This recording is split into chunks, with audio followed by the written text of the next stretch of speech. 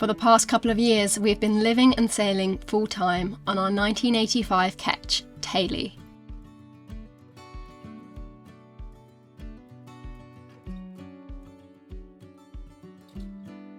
You know by now that when we first bought her in March 2022, aside from pulling up the blue carpet in the saloon and galley, we didn't really touch any of the interior, for good reason too. Our goal was to make her as seaworthy as possible, and with limited time and money and a 6-month plan from leaving the dock in Plymouth to crossing the Atlantic, making her a home just wasn't a priority. Until now. For the most part, we've swapped out, upgraded, tweaked, inspected and hopefully improved almost every system on our boat. So we are now on to Tay-Lee's touch-ups, which so far have included 2 full head refits,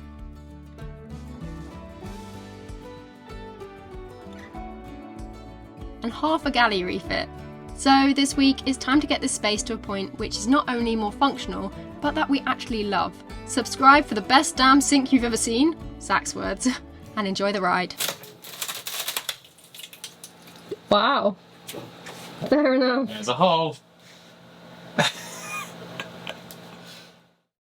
Our galley at the moment, we have the kind of traditional Tay-Lee wood, this wood around, and then we have that strip of Devonian oak, which is where the boat was from, which we love. We then have white around the windows. We have, obviously we had the blue carpet floor, which then turned into white, which then turned into wood, but a different wood than this wood. And then that dark chest of drawers unit, it's a bit deceiving on camera, but it's not actually at all this colour. It's dark. It's a completely different kind of wood. And then we had the white cupboards, and then we had the beach tops before they were stained. We had the plastic shelves, the white patterned surface around our sink, and there's just so many colours and shades and textures going on in there. We really want to consolidate and just make it kind of 2 or 3 colours. So obviously we're keeping the oak, we love the oak, we're keeping this, we'll keep the white around the windows, and we will keep the counter surface now stained. But that lower unit where the food goes and our drawers are, we want to just make one colour. I think it will really pull the whole galley together. This was our inspo originally for colouring. Love this. It's super rich and beautiful and a really nice colour. However, we suddenly realised that actually if we paint the lower half of our galley terracotta, it could really make the room quite dark. At the moment it's white and it seems light and airy, however the white is also quite clinical. We've got it in our heads, which is nice and fresh for the heads, but for our galley we love the kind of cosy feel. So this is where it gets a bit funny. I sent Zach to Home Depot with the idea to get a terracotta, and he sent me back a list of all the colours. And I started looking at them and I thought, okay, let's go a shade lighter than terracotta. And it's kind of like a pastel orange. And I was like, I don't know about that. So then I kind of kept going a bit lighter and bringing in a bit of blue and a few other shades. Ended up finding sea salt, pink sea salt, pink sea salt. And Zach loved it. So our galley is going pink sea salt. It's like light. It basically looks white on camera, let's be honest, but it is a pink. And you know what? I'm not mad about it. We're going to have a pink galley and I think it's going to look beautiful. I'm so excited. And in the end, it's just paint. If we decide we don't like it, we can just paint it back white. It's not the end of the world. We're really looking forward to having a pop of colour on the boat and making the galley properly ours. This is what it's all about. Creating spaces which you feel really happy in. So the galley's going pink.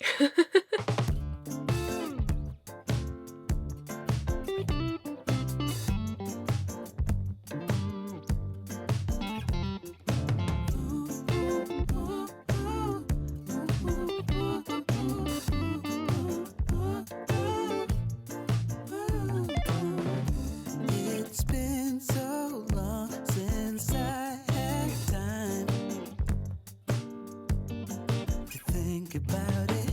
Some say it's wrong to spend all your time. With this whole area painted now, I need to varnish this floor. I've got it to a point where I'm pretty happy with it. It was carpeted when we first got the boat, and then there was white paint under it. And there's obviously a reason they did that, is because the floor under here isn't the nicest. I spent a long time sanding it back and trying to get it as good looking as possible. It's not perfect, but it's a lot better than how it was. Having a bit of white floor here with the rest being kind of a wood finish was a bit weird. I'm going to varnish this now with some Tuggle boat varnish that I've got.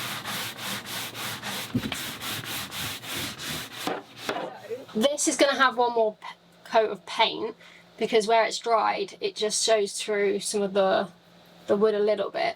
But for now, I can put some stuff in it. I'm going to use this grey grippy matting in it so things don't slide everywhere. So the first job is just to start cutting this. And then we bought these plastic bins yesterday in Home Depot. And we're going to try and play some Tetris and put these in here. That's the plan of action. The grey matting is all in. It's going to be debatable whether it's going to rock up or not, but all we're going to do is use it for the first little while before sticking it down. We usually like to do something like that where you try something and then you use it, and if it's fine then it's fine. We'd rather be able to take the mats out to clean them, but if we can't and we have to stick them down, then we have to stick them down. I don't really know if you really saw these before, but we put these huge boxes, these plastic boxes, we put these huge we put these huge plastic boxes in here before the shelf was in existence, and on rough passages they didn't have a lip, so they would just come toppling out, and I don't know how many times we spent picking everything up from this box on a passage. So to have just a simple storage solution is a real luxury for us.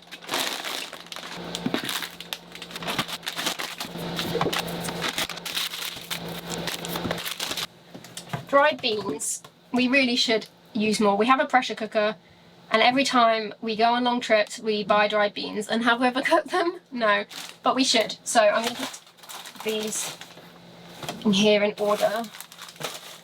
To be fair, a lot of these go out of date in November this year, so we got a lot of beans to eat before then, but that's fine. They seem such a good idea. They're lightweight, they don't go off, not in tins, not in glass. The reality when you've got to soak them for 12 hours and then cook them for like 2 hours. Okay, this isn't quite finished yet, so I think I'm going to pick back up the camera next week when we've got the rest of the units and the final layer of pink is on. But for now I'm happy. As part of our galley refit, there's a few other areas in here which we're going to be doing bits on later on in the hurricane season. However, there's another thing that we've really not liked in this galley. It's these plastic shelve units. They're just really out of place. We don't like them. They look really cheap. The screws just look horrible. We added this retainer down here when we first started because everything there used to fall off during passage. But I'm going to remove all 3 of these and replace it with this strip that we've been using in other places, and then I'm going to paint it as well so it matches the cupboard behind there and the kind of other colours we've got going on in here. Oh, lovely.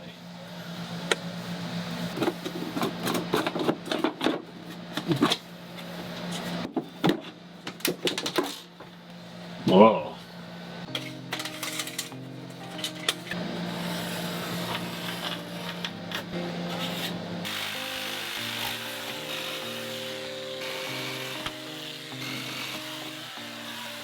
Just dry fitted these and I'm pretty happy with how that's come out. It's a lot better than how it was.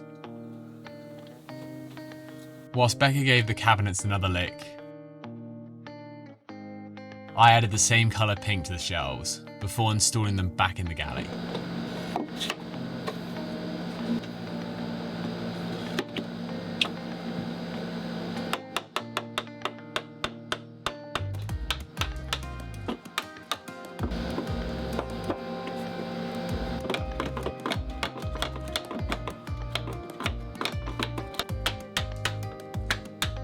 And then it was time to move on to the most exciting upgrade, and one that was long overdue.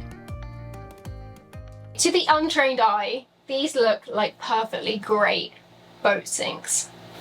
However, this is what happens when you wash something up. This is your traditional size mixing bowl. When you put it in the sink, it takes up the whole sink, which isn't the issue. The issue comes when you try and wash said mixing bowl. Come see. Okay. So fine. Then let's rotate. Oh, yeah, okay. Yeah, cool. Okay, great. Okay, yeah, cool. Okay. The whole galley's flooded. And by the time you know it, that's just one bowl. By the time you've done your whole washing up, the entire side is flooded. Add in some healing and some rolling and some washing around in the ocean, you have water everywhere. So we're going to change it. You want to tell them how? A big ass sink.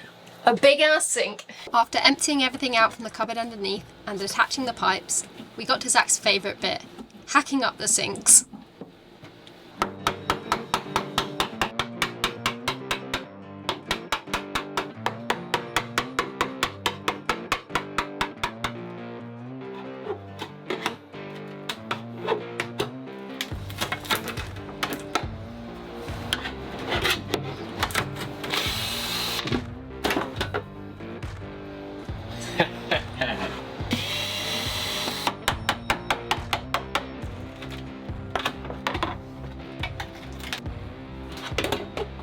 Beautiful.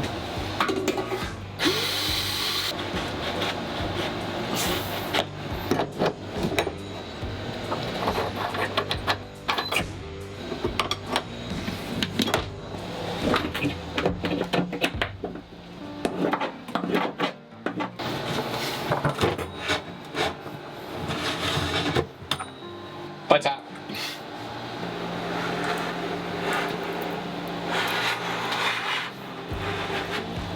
Everything was ripped out and we were left with a blank canvas.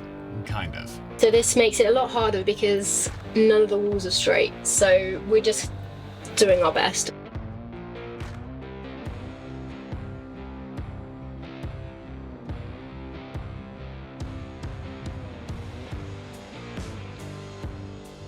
It's nice it covers all the old holes. Yeah, it's just such a mess.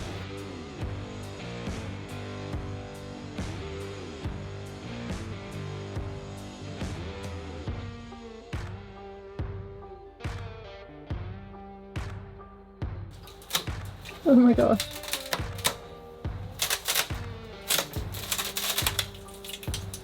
Wow. Fair enough. There's a hole.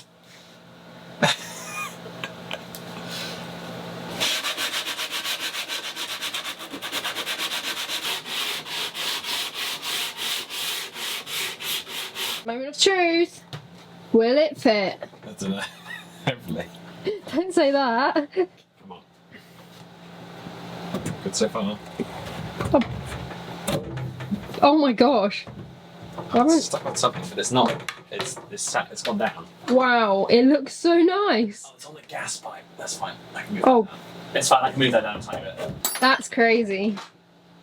It's so big, Zach. That looks great, doesn't it? Wow. There you get. It's a new bath. I've never seen you so excited. Wow, look at it. It's so much nicer. With the wood done nicely and all this tidied up, it's going to look like a whole new boat. What about all the other sections? You want to see the other?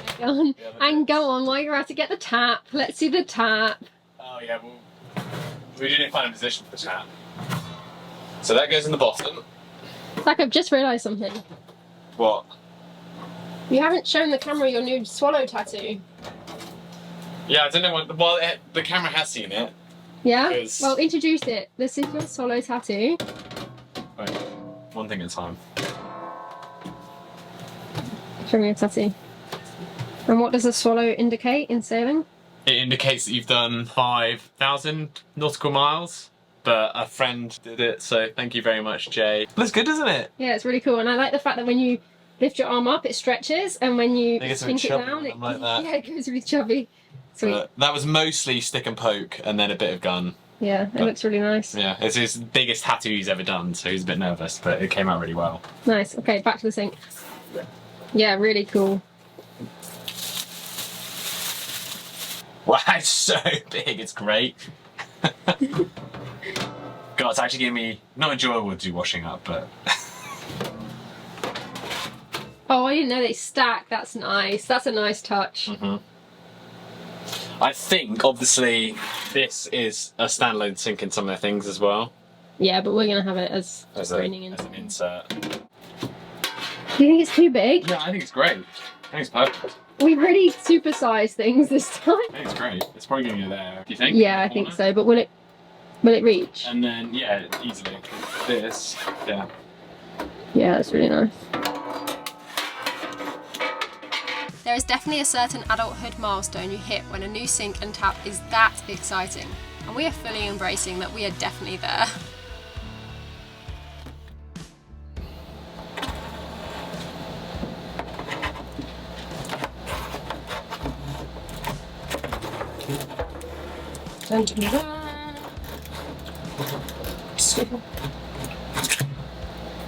Wow. Look at that.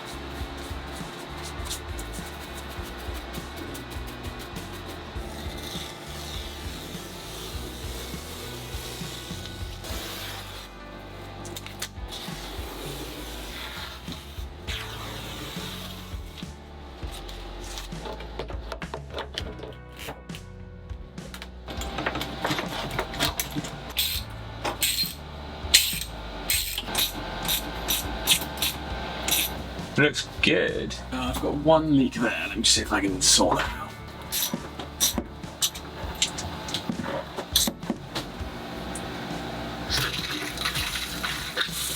Oh my god. That's that one. There's that one. I want that one. Oh wow. Oh gosh. That's crazy. Jet So set. good. Wow.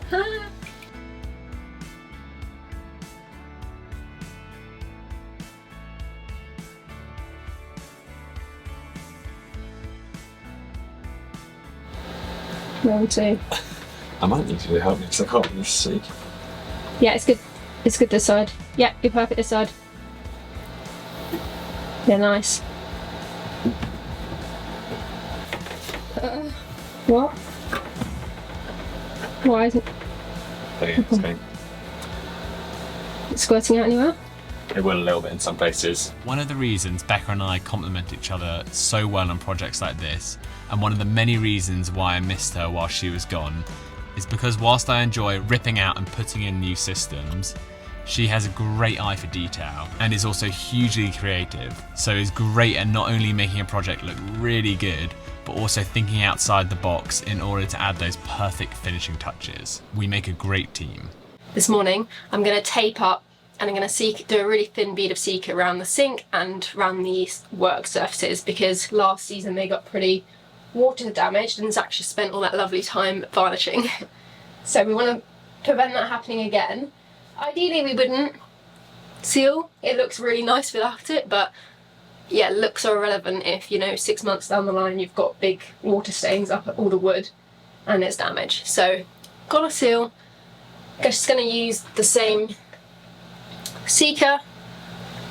This is the one we use for all inside ones. I don't think this is the UV one for that reason. Yeah, just going to tape up. It's looking good though, isn't it?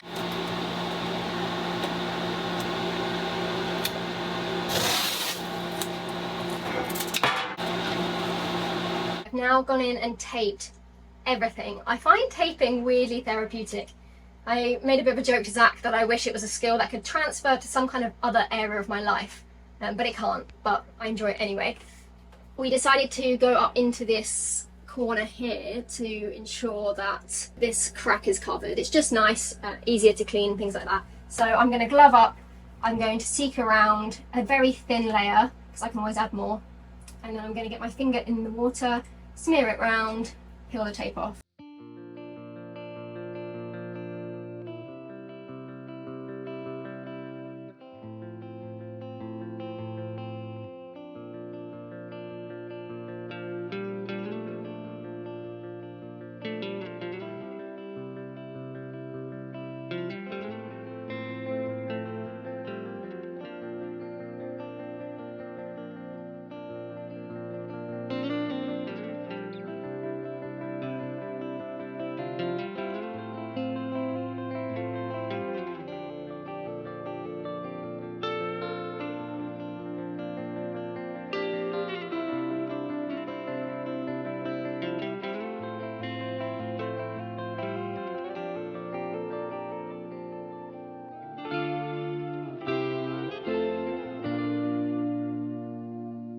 So we Sikaflexed about, I don't know, about 2 hours ago. But there was some little bits of Sika where it had kind of mountained up down the edges. When it started to dry, it was like that rather than smooth. And I was trying to bit with a chisel, a Stanley blade, all these different tools, and I couldn't get that nice kind of curved finish I wanted. So I created a tool. This is a safety razor blade with some tape on the end.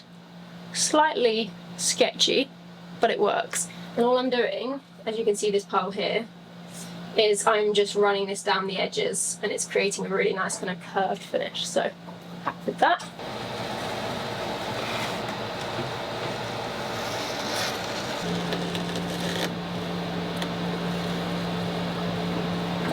With the Sika now done, it's time to turn the tap on and fill the sink up so we can finally do all our washing up. There's a lot. There's a lot. Now we wait.